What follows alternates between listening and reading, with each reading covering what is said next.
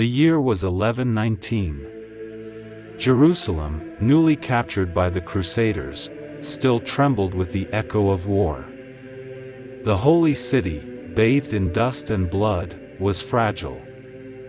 Pilgrims from distant lands poured into the Holy Land, seeking salvation, but many never returned. The roads were haunted by thieves and Saracen raiders. From this chaos, a new brotherhood emerged. 9 knights, bound by oath and faith, took a vow before the Patriarch of Jerusalem. They swore not for riches, not for fame, but to protect the pilgrims traveling to the Holy Sepulchre. Their leader was a French nobleman named Hugues de Payens. Under the banner of Christ, they became known as the Poor Fellow Soldiers of Christ and of the Temple of Solomon, or simply, the Knights Templar.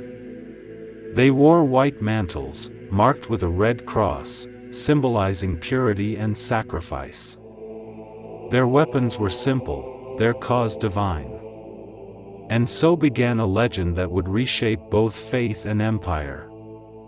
With the blessing of King Baldwin II of Jerusalem, the Templars were granted quarters within the Temple Mount itself, the site once believed to be the ruins of King Solomon's temple. Here, among the sacred stones, they trained and prayed.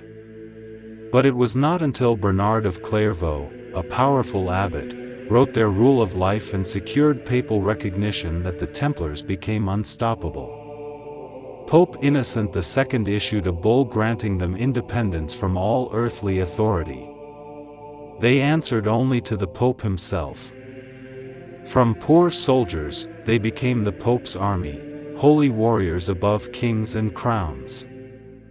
By the mid-12th century, the Knights Templar were no longer just a band of warriors, they were a global institution. Their Red Cross banner flew across Europe, Asia, and the Middle East. They fought with unmatched discipline on the battlefields of the Crusades, at Ascalon, Damascus, and Hattin.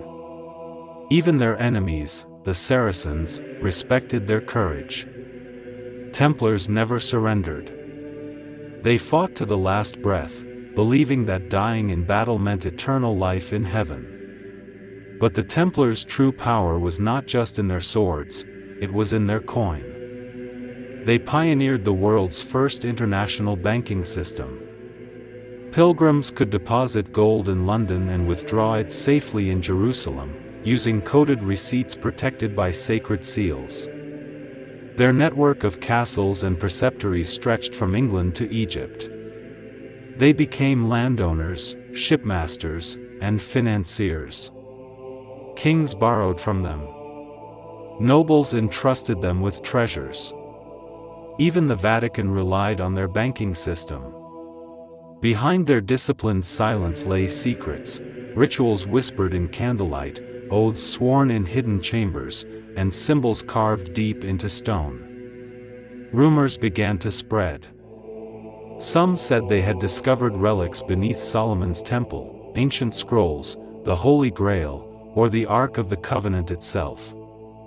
Others claimed they had knowledge passed from lost civilizations, guarded by codes known only to the initiated. Whether truth or legend, one thing was certain. The Templars had become too powerful to ignore. And in the shadows of Europe, envy grew. Kings who once borrowed gold now plotted to reclaim it. The Church, once their protector, began to question their mysteries. By the dawn of the 14th century, their fate was sealed, not by the sword, but by politics, greed, and fear. It was Friday, October 13, 1307. A day that would forever be marked by superstition and sorrow. Before dawn, on the orders of King Philip IV of France, royal soldiers stormed every Templar commandery in the kingdom. Knights were seized, shackled, and accused of heresy, blasphemy, and unspeakable crimes. The same king who once owed them fortune now sought their destruction. His motive was clear: debts and power. But he cloaked his vengeance in the language of faith. Under torture, many confessed to false charges. They were accused of spitting on the cross, denying Christ, and worshipping idols. The Pope, pressured by Philip, ordered a formal inquisition. Years of trials followed. Templar properties were seized, their wealth absorbed by the crown and by the rival Knights Hospitaller. Finally, in 1314, the last Grand Master, Jacques de Molay, was led to the stake before the Cathedral of Notre Dame in Paris. As the flames rose, he cried out, "God knows who is wrong and has sinned. Soon, those who have judged us will face his court." And so it came to pass. Within a year, both the Pope and the King were dead. The curse of the Templars had begun. But the story does not end in ashes.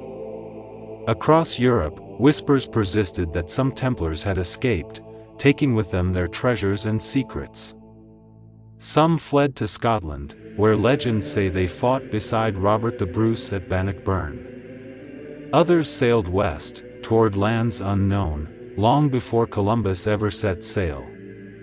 In the centuries that followed, the Templar symbol reappeared, in Freemasonry, in Rosicrucianism, in hidden architecture across Europe and America. Their red cross, once seen on battlefields, became a mark of mystery and rebellion. The world forgot their names, but their ideals, courage, loyalty, and divine pursuit, continued to echo through time.